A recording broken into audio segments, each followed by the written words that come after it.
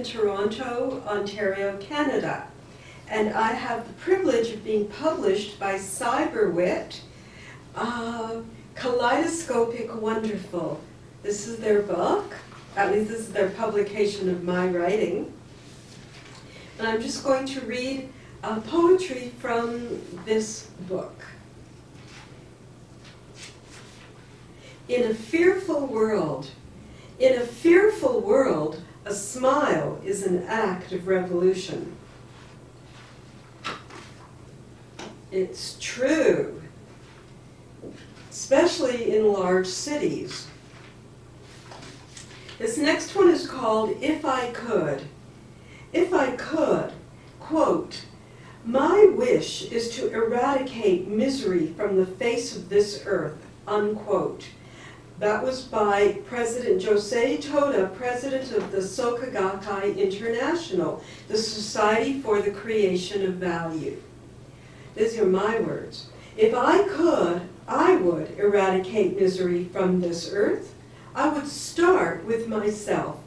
I would challenge my darkness, the place where misery dwells. I would dare to go there and confront this demon. I would double over in pain. I would overcome this and stand tall. I would do all of this for my own sake. Happiness begins with me. You can have it as well, but only if you want it. A lot of people don't. They say happiness is overrated. I wouldn't know. The next piece is silence. Silence. The importance of silence is revealed to singers and other musicians through listening. Sit in a chair with feet flat on the floor, lower back touching the chair. Make sure the spine is straight. Just listen for a minimum of 30 seconds. This is not a meditation. This is active listening. It is the basis of all music. It is how Beethoven was able to compose while being deaf. Active listening tunes our ears to focus on silence or sound. Become aware of all that you observe with your ears, especially if it is nothing. Some people in big cities are aware of the cadences of traffic. In the country, it could be the clatter of birdsong.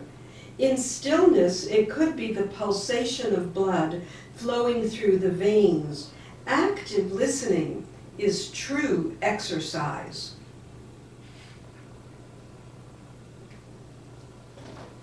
Calling Forth My Sisters, written in a group taught by the late West Wing Evening. They appear as four.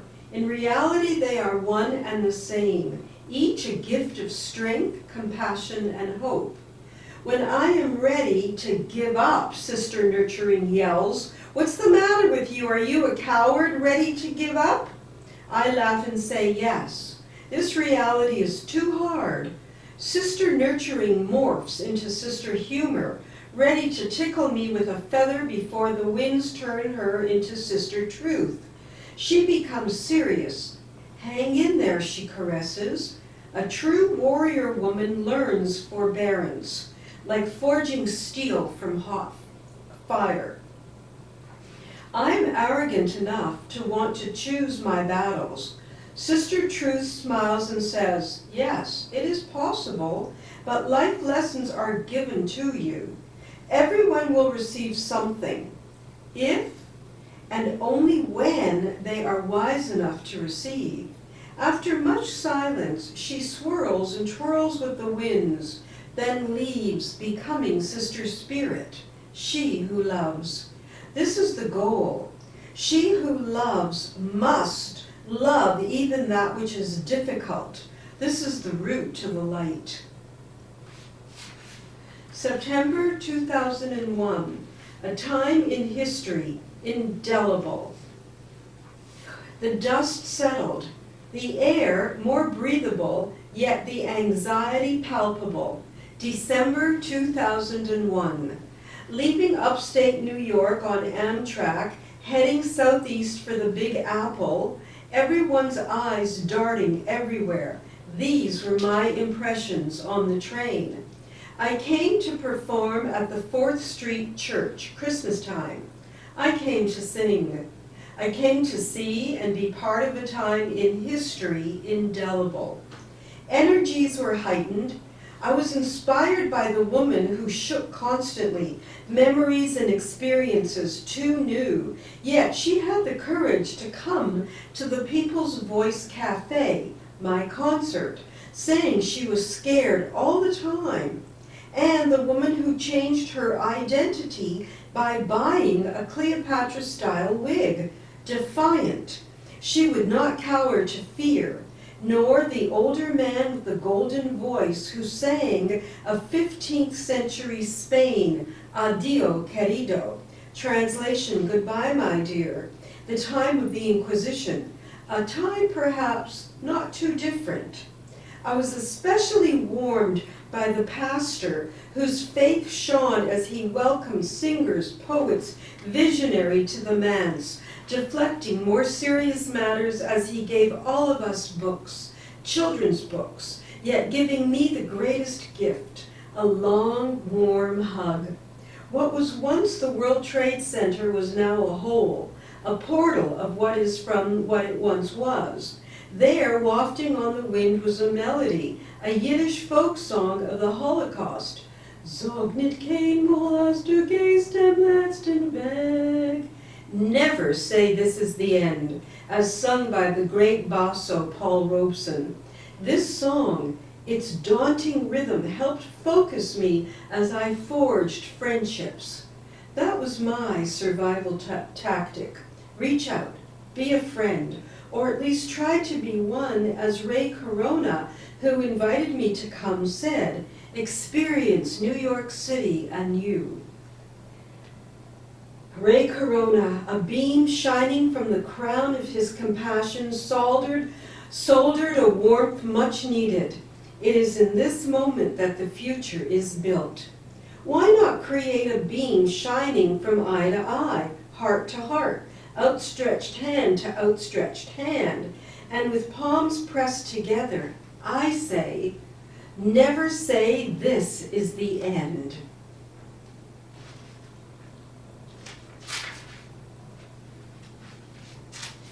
Mimi brought me a French beret. Oh, excuse me, I should say Mimi bought me a French beret. The Talmud teaches, quote, do not be daunted by the enormity of the world's grief. Do justly now. Love mercy now. Walk humbly now. You are not obligated to complete the work, but neither are you free to abandon it. End of quote. On her last trip to Paris, France, Mimi bought me a black French beret. I collect beret, woolen, warm, covering my ears. Berets produce heat as it comforts and protects my head. It is cold in Toronto in the winter. On Friday, the 13th of November, 2015, people were slaughtered in Paris, at a concert, in a restaurant, outside a sporting event. The world mourned with Parisians. My French beret took on a new meaning. With its Eiffel Tower logo embroidered in red, white, and blue, les drapeaux de France, les couleurs de France, lest we forget so quickly after Remembrance Day. While driving through the escarpment, the radio plays Sealed with a Kiss, a good song of the 1960s. Is it a remembrance of a gentler time? JFK was still alive in the White House.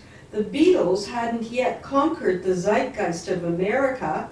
Castro was rebuilding Cuba. War raged in Vietnam. Nuclear bombs were blasting in the USSR and the USA. A slow and growing rift was widening between generations. Racist behaviors were slowly percolating, culminating in the civil rights movement, while Sealed with a Kiss suggests what all young people hope for, a promise, a deal sealed with a kiss, Not a handshake, not a written contract, but a hope signed lip to lip.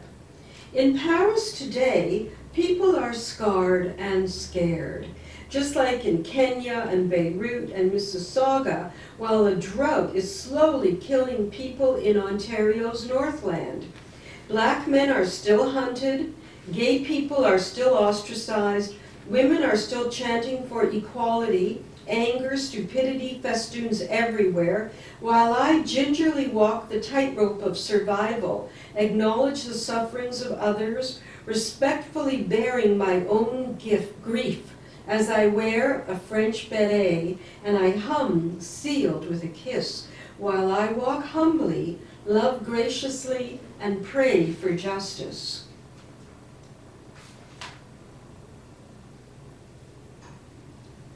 Loneliness, a tribute to Mary Oliver. He asked me about loneliness. Mine, a mantle worn by an only child. His, a failure of a once family man. Yet my loneliness is where I paint the words of my imagination. It allows me to hear the languages floating in traffic through the boughs of the trees, in electric wire, among people's voices, through hissing pipes and gurgling toilet plumbing. What's loneliness? We are never alone. We hear symphonies and thunder. We bear witness to species born and dying. We've cleaved to dreams unrealized and hopes to be found. We see the prophet's words come true and feel the despair of the damned. Loneliness, in the end, is never alone. We walk fast by ourselves, but we walk far together. Who we walk with is determined by the company we seek.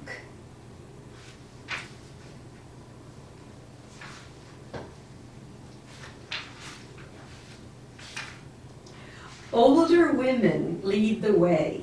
Let's emphasize the fact that older women rule. We always have, as elders, wise women, foremothers, and sometimes called witches, because of our insights, observations, sensitivities, and eloquence. Finally, a curtain is being lifted. The older woman is becoming visible. She was always viable. Our voices, as the curtain rises, rise with it, ready not only to take a bow, but to pave the way. We are silent no more. People are recognizing women as stewards of the earth. Paper made from tree pulp reminds us that all living beings are connected. That's why women are leading in the environmental issues. Our sisters have our backs. We will do what we can to help. Women have been fighting, forbearing for eternities. We never give up. We are resilient, courageous, friendly usually, hopeful, and most important, committed to making this world a better place for all of us. We're in this together. We walk the walk on the path saved by older women as we follow those leading the way.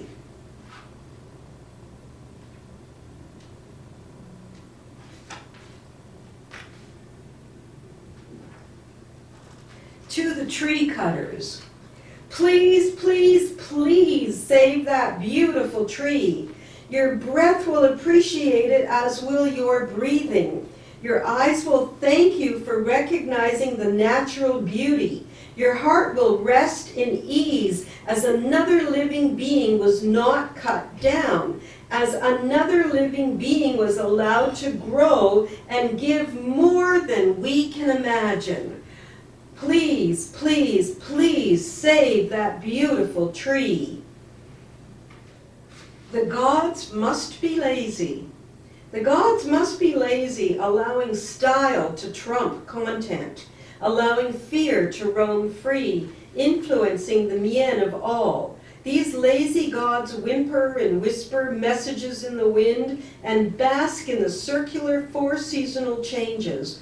When there are more than 4 seasons, and these seasons are dismissed, not acknowledged, the gods must be lazy, allowing the day-to-day activities of human run rampant, leading to starvation, greed, arrogance. This world has many that care deeply for others. Homelessness and hunger are unnecessary as Mother Planet is abundant and plentiful. It could only be explained that the gods must be lazy.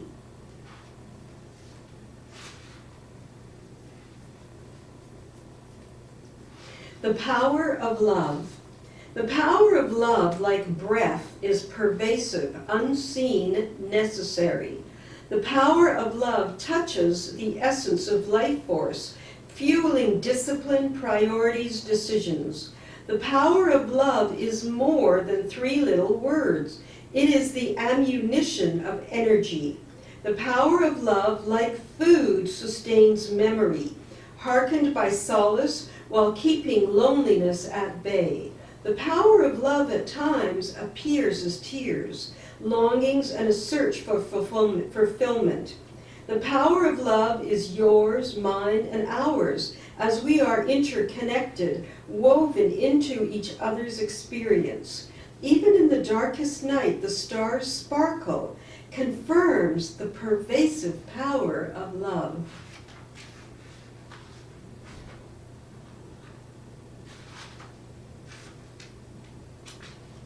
Tomatoes. They are a fruit and they are not orange, but they are just as acidic. Tomatoes are varied, plump or plum or round or cherry. This is a gluten-giving fruit. Fruit? Who calls tomato a fruit? Who calls women tomatoes?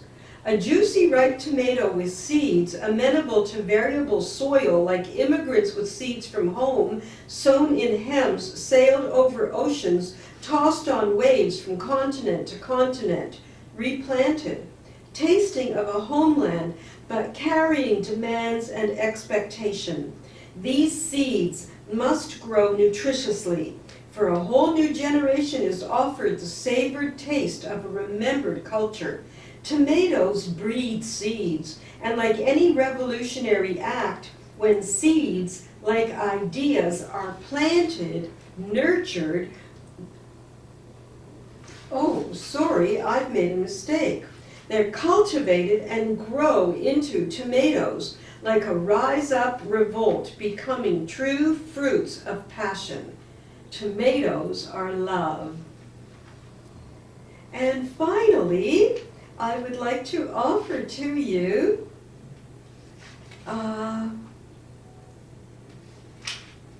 I am a zing. So picture this. I am a zing. I am a zing. I am a zing. I am a zing. I am a zing. Amazing. Zings are the light you see emanating from the center of the sun.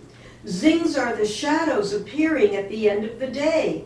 They were there all along, but they only showed up when the sun went behind the horizon. Zings are what you get when you pray for clarity, like looking in a microscope or opera glasses, adjusting them, and then, zing, it's all clear. Like hope after despairing pleas. Zings are invisible messages winds bear in waves and circles and breezes. They blow hot, cold, strong, or gentle. I am a zing. I am a zing. I am a zing. I am a zing. Amazing.